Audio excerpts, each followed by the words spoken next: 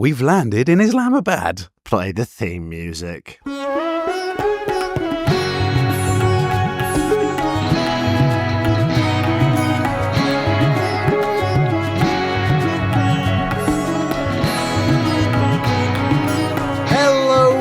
Welcome to this episode of Tripology. I'm Alan and I'm here with the ever observational Adam. I like to think I walk around with my eyes open, yeah. Yeah, observational. We're here in Pakistan. My goodness, we're having a proverbial whale of a time. We are. It's really great here. We're having ever such a blast and we're looking forward to sharing all about it with you. But do you know what it's got me thinking more than anything else, this country? I don't. Go on. It's got me thinking about traversing borders, going from one place to another. And what this country has started to represent for me in these short days since we've been here is the start of a new beginning and the end of what for me was a 6-month adventure all around India. Yeah. Are you sad to have left? A little bit sad to have left. I think I'm more excited to be here and start a new adventure than I am sad to have left the old adventure. Okay, that's a fair point to make. Because I'm quite a quick traveller. I scurry about. And since November, I've been in Nepal for a bit, India, Sri Lanka, back to India. A total of like 189 days or something I was in India for. Yeah, not that the border officer batted an eyelid. No. He didn't bat an eyelid. He didn't care. He said, "Oh, you've nearly been here for 5 months." I didn't correct him. So long old time in India, and I thought it would be a shame to dash off and tell you all stories of us gallivanting around Pakistan without first just paying homage to our time in India and talking a little bit about that. And maybe in the second half of the ep, we'll tell a few stories from our arrival in Pakistan. Yeah, sounds good.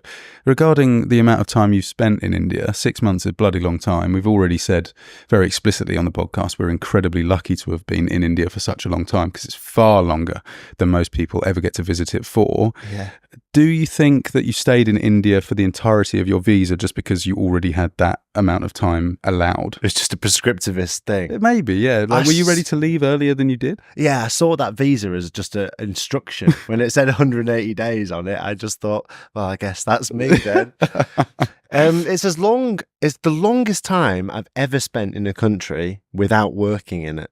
My goodness. Little factoid for the fans. Yeah, observational. No, I think that's an awesome thing. Yeah. Is it one of the only countries you could spend in that amount of time in, for that long without working? Well, because it's affordable. It's affordable and it's ever such a big country. So I think fucking enormous. If you're going to go to India and just spend a few weeks there, good on you. Where would you go? You're not going to get a cross section of the country. Not even one state. Yeah, you're not going to understand anything about India. And I'll not hesitate to say on the podcast, when I first went to India, I sped run down to Goa, headed off east to Chennai, had a bit of a love-hate relationship with the country. Yeah, it was 50%. I enjoyed it. It was 50% getting mugged in Bangalore, having a finger shoved in my mouth on a night bus and just absorbing the craziness of it all. Yeah. So I needed to come back and spend a longer time in order to really understand the cultural diversity, get to grips with it. And my perspective of India changed. I left that country having loved it very much. Yeah, I've always said to people, this is before I even came to India, that going to India is like traveller level 10. I don't think it's necessarily the best place for like a fresh sort of 18-year-old to go, but I don't know if I'd change my opinion or not on that. I met a lot of fresh-faced 18-year-olds who seem to be having a really good time. I'm having a whale of a time. Whether they did go into exactly the same places as us, I'm not too sure, but I think it is a country for everyone. There's something to get out of it for everyone, but it is a challenge. It is definitely a challenge. I mean, the fact that English is widely spoken doesn't seem to help all the time. It's just, it is a country of surrender in some sense. It's like sometimes I found myself in some of the more uncomfortable positions I've ever been whilst backpacking. Yeah, wow. What speaks to, what comes to my mind there is there was a train journey I took from Ranthambore. And it was just like a quickly dash to get the train, general seating. Obviously, there was no seats left. There was no standing space in the carriages left. Yeah. And suddenly, I was just thrust into a situation where I was up against the toilet door in a thoroughfare where people were coming past selling things all the time. Yeah. There was like vendors coming past and a woman came up to me and she was clapping in my face to try and get money from me. And moments like that, it's just like, that is relentless. I think I texted you just like, wow, I'm ready for a break from all of this. Yeah. That's the low points. And what would one of the high points be? I mean, the high points are just the amazing local people that we would meet all the time as we went about. The high points are the amazing sights I saw in Bodh Gaya doing those pilgrimages, the amazing spiritual vibe of Varanasi and Rishikesh, the amazing food that we sampled. Like, there's way more high points than low points. I just think you can't be the kind of person that gets so derailed by the low points that you can't then enjoy the highs. Yeah, it's maybe being an experienced traveller helps, for sure. There's definitely things you would have learned over the last 10 years that help you navigate through the difficult times. Because it's not always what it seems, India, is it? I think that's fair to say. There's sometimes a catch. Yeah. We took a cab ride together, and it was such an affordable price. This was in Calcutta, and we said, surely this isn't going to be just he drops us off and that's the price. So we double checked. We said, hey, are you sure it's only, how much was it? 600 rupees? No, it was 300. It was too easy. Right. It was way too easy because we had already looked on Uber, I think, and I think he even undercut the Uber price. What the Uber price. So he said, yeah, sure. And it wasn't an Uber. It wasn't like some banged up car or anything. It was an actual yellow taxi. Yeah. And he said, yeah, get in the back, 300. So we thought, okay. We double checked. We said, is it definitely 300? Yes, it's definitely 300. Okay, we'll pay you 300 when we get out. Yes, 300. Lo and behold, we got to our location. Oh, sir, parking is 300. Basically. He tried to double it on us. Yeah, and he didn't even drop us off at the location. It was a neighbouring street. So sometimes there's a catch. You have to be a little bit experienced. You have to hold your ground. Yeah, I would like this episode, if we can, be a little bit informative or maybe prepare people for India that haven't been there. One piece of advice I have for all you travellers looking to go to India is that if you speak English...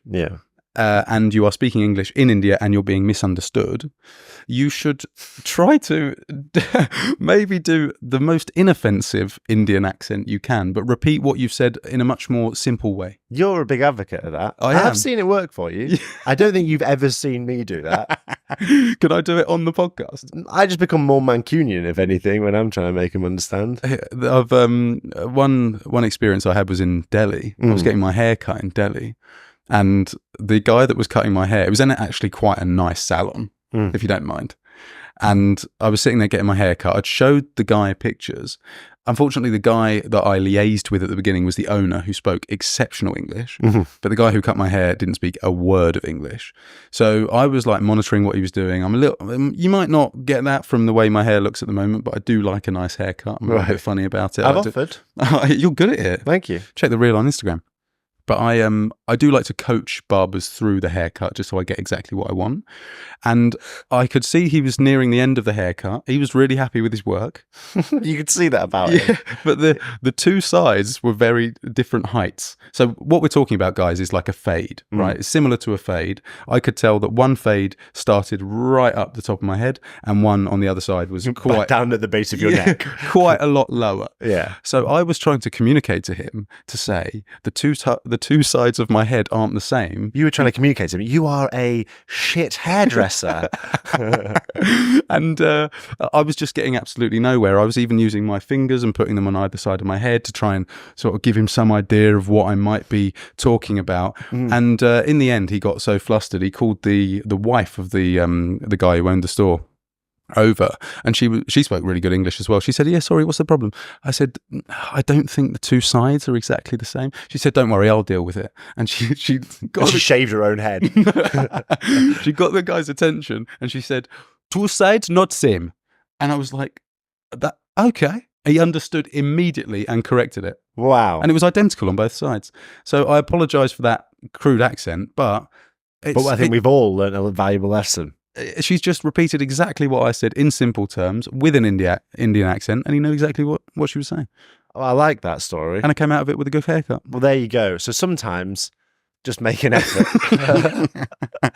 That's good. You've taught something. Any other phrases that you'd like to teach? This is like Duolingo with Adam. No, I mean, that really does help you across many areas. I've seen you use it to good effect often when we get into cabs. Yeah. Yeah, cool. I just go, all right, take us to Marine Drive, please. Marine Drive, Marine Drive. And Adam chimes in. With Marine Drive. And suddenly, guess where we're heading? What's your big high point, mate, if you had to just give an absolute high point of your time in India? The the most positive thing that you can think of that will, make the audience want to go? Because I think the audience should go to India. Oh, definitely. Yeah, without a doubt. The stark contrast between somewhere like Mumbai and some areas of Delhi, and then lots of other areas of India, because it's so diverse. As we've said, it's absolutely enormous.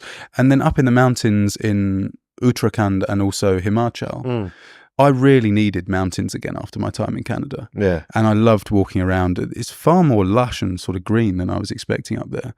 And that was really something that I needed a lot. So I would say, because of how much I want to go back to that region, that was definitely a highlight of mine. Get out of the cities, go to the mountains, breathing that fresh air. And I agree, try and delve into the more spiritual sides of the country. It's known as a spiritual country.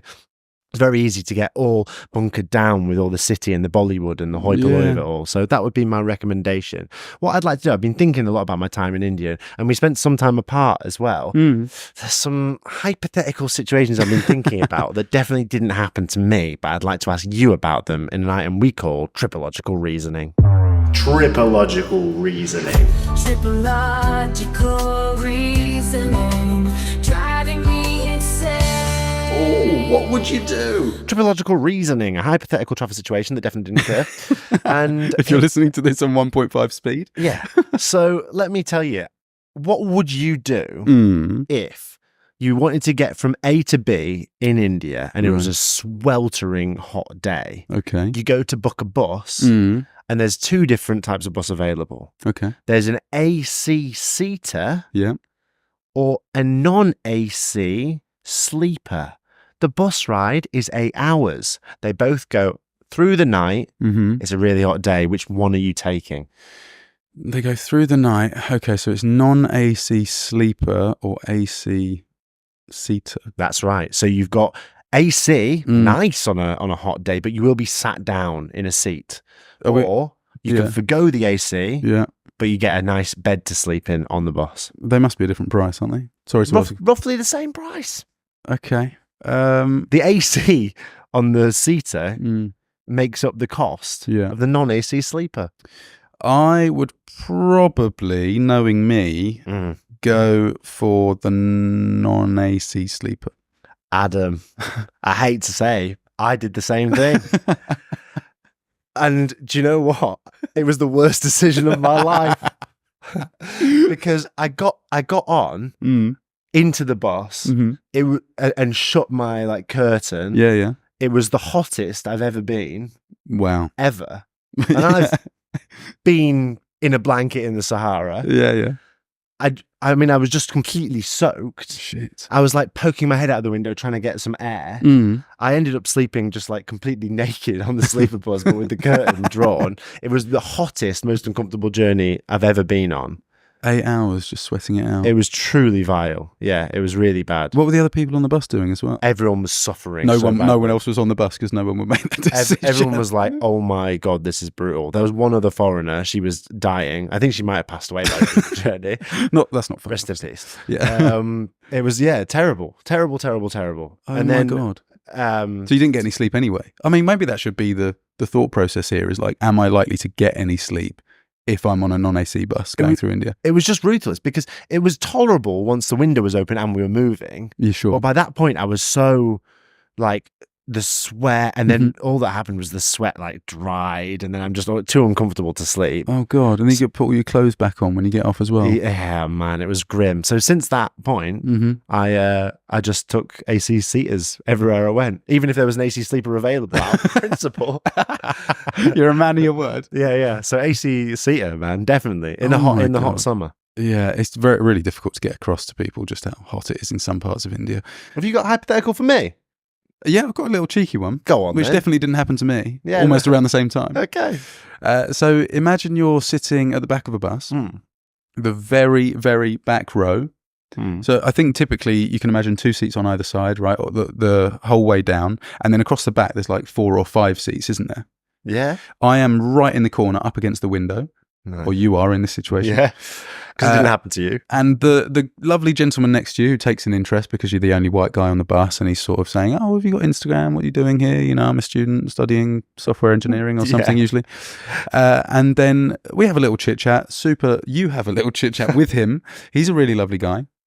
And then he says to you, I do get a bit sick. I do suffer from motion sickness every now and again. But luckily, I haven't eaten in a few hours, so I probably won't vomit while we're going around the corners. And I was like, oh, okay, that's a weird thing to say, but cool. Yeah, I was like that. You were like that. And then you just turn out the window, sort of looking out the window just to enjoy the view. And then all of a sudden, the person next to you grabs a plastic bag from the seat on the other side of them and starts projectile vomiting into the bag. What would your body movements be in that sort of situation? The person right next to you, is being sick. Is violently. Your tripological reasoning's more specific than mine, less general, aren't they? Is there other seats on the bus? Yeah, every single seat is full. Oh, right. Yeah. You can't move. He's pinned you in. I just, I asked him if he wants to swap seats, get him by the window. Right. And then I feel like I'm closer to the aisle. I'm a bit freer. Mm-hmm. He can sort of lean out the window. I want him to be sick out of the window, basically. The window doesn't open. It was like a bus. It was like a coach. Does it? He actually vomited. You can't open the window on the coach. No, it was all enclosed. Hell. And he vomited so violently that it missed the bag and went on the headrest in front of him, attracting the attention immediately of the guy behind him. I'm pretty sure that it clipped his hair. It was Goodness me. So what did you do? I got so close to that window, I was like a gecko or something like that. My face was squeezed. I bet if you looked on the other side, you would have just seen the flat surface of my face. I'm pretty sure that I've only got cartilage in the left-hand side of my face now. Like a baby with your head really soft. Yeah. The fontanella. But he kept going, and everyone was absolutely horrified, as you can probably imagine. And then we came to a standstill because of traffic lights or traffic or whatever. He ran to the front and said, "Can I get off? I need to be sick." And the bus driver said no. Hold on. He had been sick. Yeah. There's no point asking retrospectively, "Oh, I now need to be sick." What's happened is he's been sick everywhere. They refused. They refused his request to get off the bus. Then he had to come back down with his tail between his legs, but he did have some fresh plastic bags. And then he spent the next hour of the journey until we went to a restaurant stop just vomiting his guts out. So, I mean, your bus ride was pretty uncomfortable, but mine was also not ideal. Imagine how awful it would have been if we combined the two. And with that, let's go on a brief meditation break.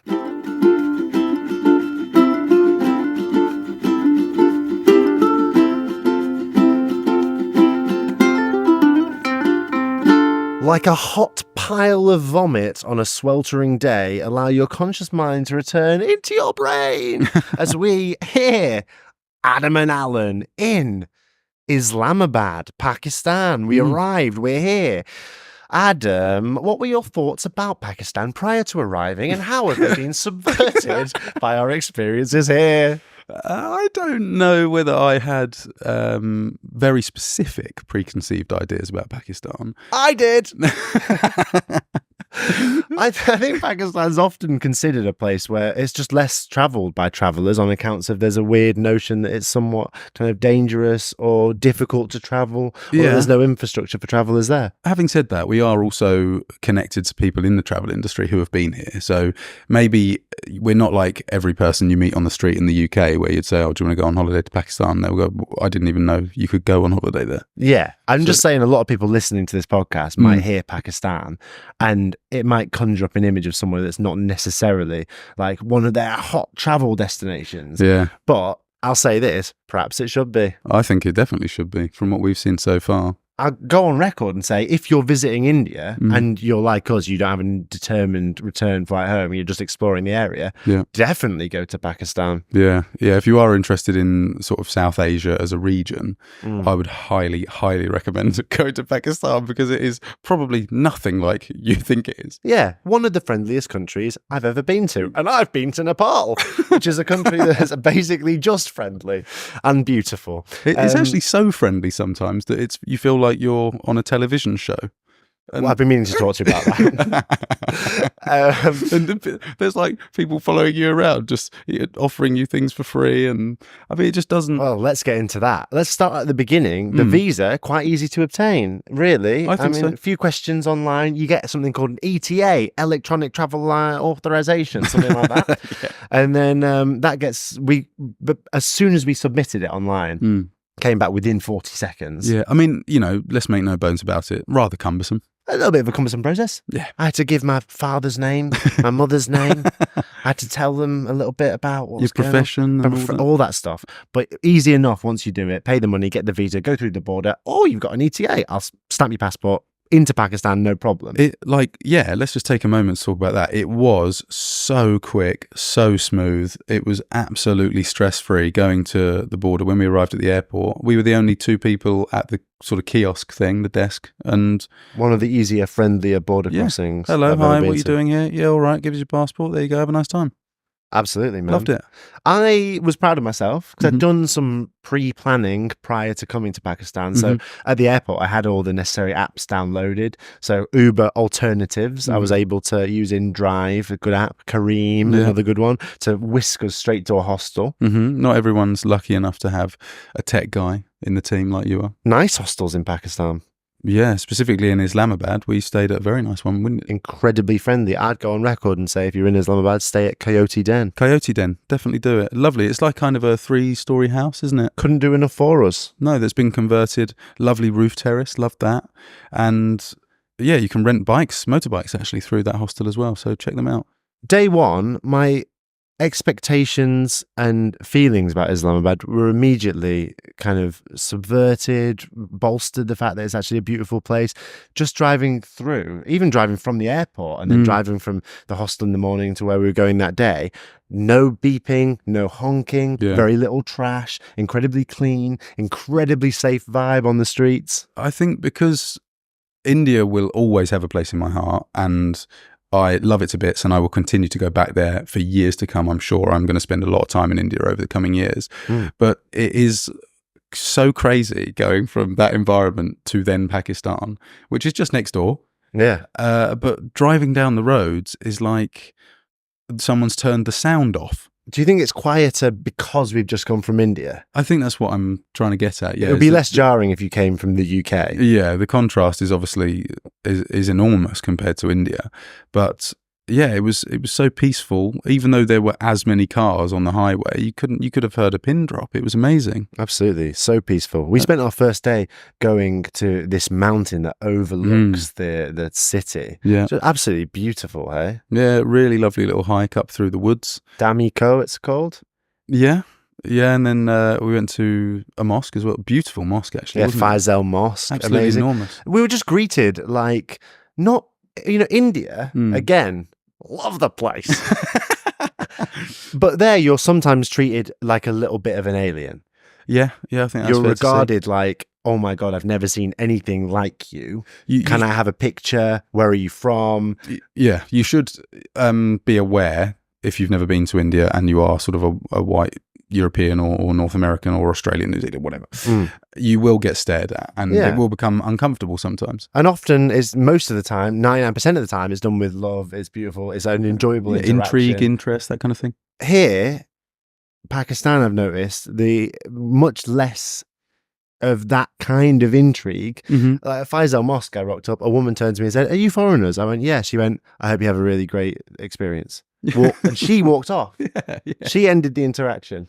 Yeah. Again, at Damiko, someone came up to me, "Where are you from?" I said, "UK." He went, "Oh, amazing. I'm hoping to work there one day." He walked off.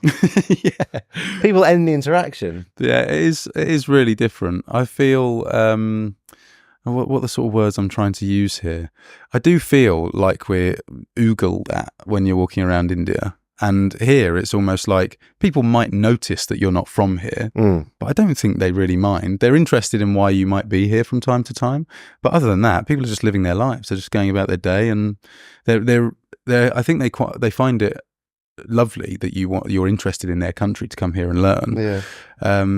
But yeah, it's just been almost like so stress-free. Well, there's a real vibe of people here desperately wanting us to understand that Pakistan is a hospitable country. Yeah. Let me give you some examples. The time we ordered a cab and it was stuck behind a fence and someone came out and said, "Oh my God, you're struggling to get a cab. Let me order one for you. Here's my number. If anything goes wrong, if you need anything while you're in Islamabad, you call me." Yeah. Pakistani act of kindness number 1. Amazing. Pakistani act of kindness number 2. Cool. That time we took a cab and the driver at the end said, no money. You're our guests. Wouldn't let us pay. Yeah. Pretty amazing. Never happened in India. Pakistani act of kindness number 3. Go on. We went to buy some sandals. Yeah. The guys said, not only are you buying sandals from us, just take a seat here. We're going to buy you lunch. They put down a rug in the shop. We all sat down and had lunch together. Yeah. They paid for that. Yeah, it's amazing. I mean, we've been here for less than a week. Mm-hmm. And the number of Pakistani acts of kindness that we've experienced, it's pretty incredible. It is pretty incredible. It's so lovely that it's so different from what I was expecting. I was expecting to kind of like be on edge from time to time, I think it's fair to say. Even just the word Islamabad, I think there are like negative connotations in the West. Because of the word bad? Do you mean because it appears in news cycles? That's exactly what I mean. Right, okay. Yeah, thank you for articulating that so eloquently and sensitively. But the city of Islamabad, by the way, it might be one of the cleanest cities I've ever been to. Honestly, man, it couldn't be more clean, more friendly, more amazing. Like, I'm sold on this country as an awesome place to backpack. I can't wait to share with the listener all the adventures that we get up to. Yeah, no, it's going to be crazy. I mean, I think even though Pakistan isn't an enormous country, it's pretty big, but it is also very diverse. There are lots of different peoples and communities around the country, and hopefully we get to see as much as we possibly can while we're here. Well, most of our audience are listening to this podcast, but there are some people that have gone to youtube.com/@tripologypodcast and they're watching. And they'll see that we're wearing what can only be described as a shalwar kameez, which is the national dress of Pakistan. Now, why have we chosen to disguise ourselves as national Pakistanis while we're in Pakistan? Is it because we're trying to fit in, blend in, not be bothered? No. The answer is because pretty much everyone you see walking around the major cities here is wearing this because it's a functional and practical item. And right now, where we are, it feels like 49 degrees. It is. That's not hot. me saying, "Oh, it's really hot. I feel hot." That's me saying, if you go on the official news website, that's the temperature, what it feels like. That's too hot to be wearing even shorts and a t-shirt. So we're wearing these shalwar kameez, which are designed specifically to be cool, to be effective, to be fashionable, and in accordance with the Islamic kind of doctrine of modesty. Yeah, and they look fantastic. I'm enjoying wearing it. They feel really good. I do think it's an intelligent decision. Like, all jokes aside, I do think that people coming here should adopt this sort of outfit. Well, we went to get a couple of shalwar kameezes each. We went to Rawalpindi, a sort of bizarre area. Yeah, wicked little place next to Islamabad, yeah. And we shopped for a couple of these outfits. I loved the experience of shopping for the shalwar kameez. Yeah, because people, like, I've spent a lot of time in Turkey, and there was actually some sort of movement or a campaign from the government. What was it called? Like a no hassle campaign or something like that. I can't remember the name. To not provoke tourists. No, because so many market stall owners would hound foreign tourists, and it just became, I think it became such a big annoyance of the public that would go there on holiday that the economy started losing business or something crazy. Right. So I didn't feel any of that when we were going around the market in Rawalpindi. It was really peaceful. There were enough people around, enough to look at, but people would just say, "Oh, hello, sir, come and have a look at my things." We'll say, "Look, give us a minute," and they were like, "Okay, take your time." Yeah, the guy who sold us these kameez, which for the listeners is sort of a long tunic and some big baggy pants. Oh yeah, with no elephants on them. No elephants on them. It's not Thailand.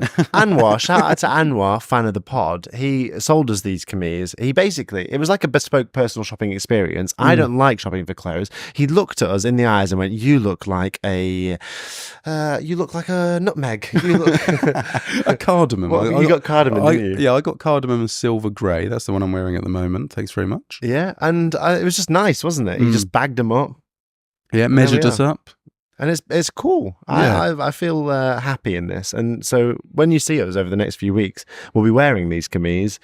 in 2 different colorways, and that's all we're going to be wearing from now on. Yeah, I'm thinking that whenever I do leave South Asia, whenever that might be, these are going to come with me and I'm going to wear them wherever I am. Now, do you think when you wear that in a country that's not here, you'll find yourself suddenly having a lot more conversations about Islam? Yeah, I do. So I'm going to make sure I've got all my ducks in a row. I've got the information prepared so that I can say, I just want to look like this now. Yeah, I just want to look like this now, yeah? And with that profound thought, I think it's time to go off to the Patreon section, which you can listen to as well if you go to patreon.com/tripologypodcast. We'll see you there. Bye.